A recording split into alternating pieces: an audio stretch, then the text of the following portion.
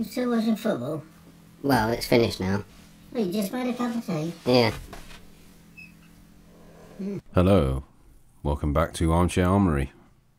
And it's finished in the Carabao Cup second round game at the Hawthorns. West Brom 0, Arsenal 6.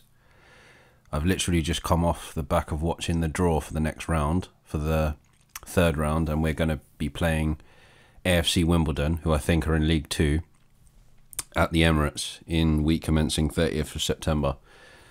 So should be a easy path to the fourth round. No disrespect to AFC Wimbledon, but it probably should be.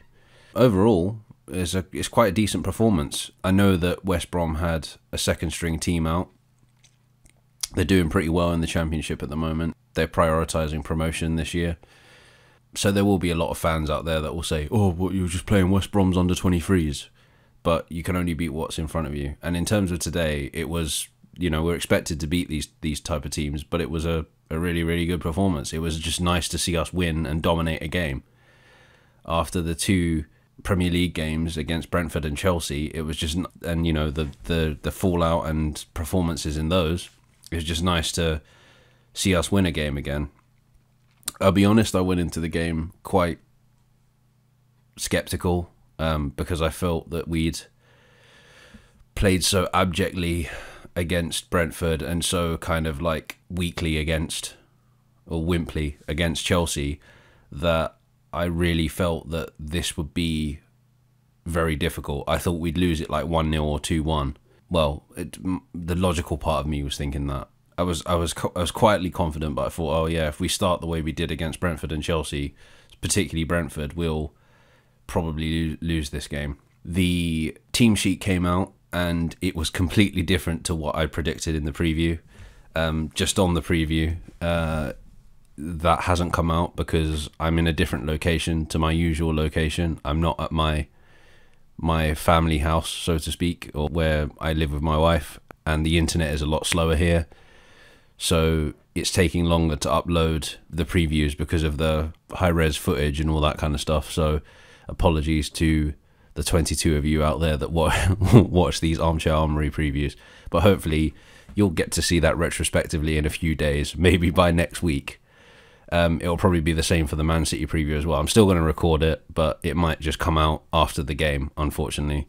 This is what happens when you have no money and are winging YouTube at the moment. But anyway, so the team sheet came out and it was completely different to what was in my preview. Again, if you want to see that, go and watch it. I'll put the link in the description once it's ready to go, once it's cooked. As predicted, Aaron Ramsdale started in goal. We had Chambers at right back, I believe, which I thought as well, I thought would happen. The centre-back pairing was Holding, and I thought it would be Holding and Marie, but it was Holding and Kolasinac, which really shocked me, because I was like, okay, why are we playing Kolasinac when he's apparently on the way to Fenerbahce this week? Then we had Nuno Tavares at left-back, which I predicted. Xhaka and El Neni, which was also the middle partnership that I predicted. I think Saka was on the left, I believe. I can't remember now off the top of my head. But the wingers were Saka and Pepe. And then we had Odegaard in the number 10 position, which I thought would be the case. And we had Aubameyang up top, which I said it would be between Balogun and Aubameyang. But I was more leaning towards Aubameyang because he needed the minutes. And boy, did he need them. He went out there and he scored a hat-trick. So all good all round. I was worried that if we lost the game, then the first thing that those fans would pick on was the fact that we had Kolasinac starting, we had Ainsley Maitland-Niles on the bench, and say, why are all these players that don't want to be here playing?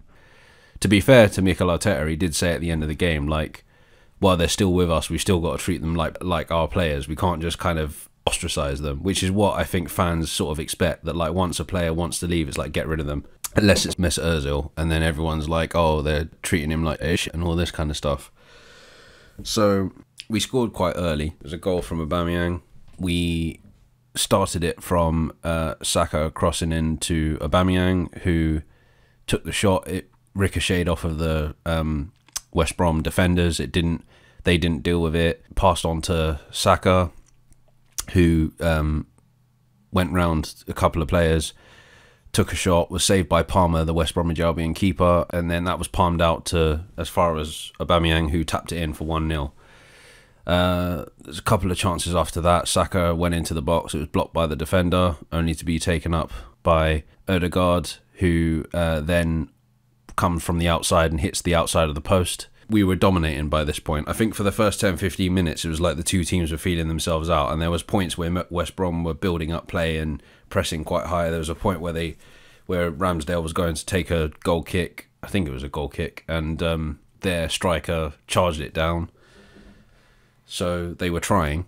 Then it was 2-0 just before half-time. Elneny to Pepe. Pepe drives a shot, hits the post, rebounded in by Aubameyang.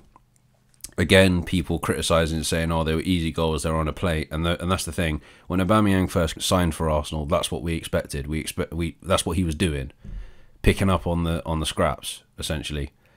He didn't get to the fastest kind of 20 goals in a season without doing things like that. At half-time, Kevin Campbell on Sky Sports was complaining, and I was thinking to myself, this guy spent too long around these negative Arsenal YouTubers, because he was still complaining even though we were 3-0 up. I didn't mention that 3-0 up. Tavares took the ball up on the left-hand side, passed into Saka.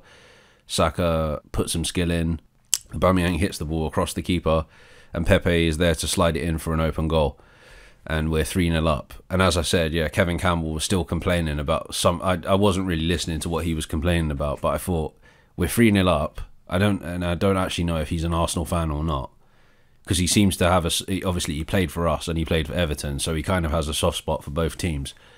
But it's just annoying. Like, I was just thinking to myself, this guy's been spending too much time around some of these Arsenal fans that complain no matter what we do. And I like and I like, but like, yeah, they do complain a lot. Yeah, but I do agree with a lot of what they say. They're a lot more kind of balanced than sort of like, well, sometimes when he loses his head he goes a bit crazy, but like the first is very like balanced with how she and succinct and articulate with how she puts her point across, which is what you want, really. You don't want someone just coming in and effing and blinding and not giving constructive criticism, which is, I think, what EVs get criticised for quite a lot.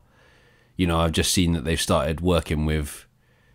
I mean, to be fair to him, I haven't really heard much of what he said, but I've seen that they've started working with Offmads now, which is, he's kind of like the primary Arteta out guy. And from what I've seen, I think if somehow we went and won the league, I think he'd still want Arteta out. It's similar to LG, that like no matter what this guy does, they'll always want the manager out. And then there's the other side, that you're not allowed to say anything wrong about him. If you're not, then you're not an Arsenal fan. Oh, it's just this fan base. Anyway, half-time came and went. We then start off again similarly where we left off before. It was then 4-0. Saka layoff to Odegaard, who laid it off back to Saka. Saka shoots to the bottom right-hand corner, 4-0. Then Ramsdale, which I felt Ramsdale had a really, really good game. Commanded his box very well, which is something I saw people saying that he doesn't do. He was commanding his box really, really well.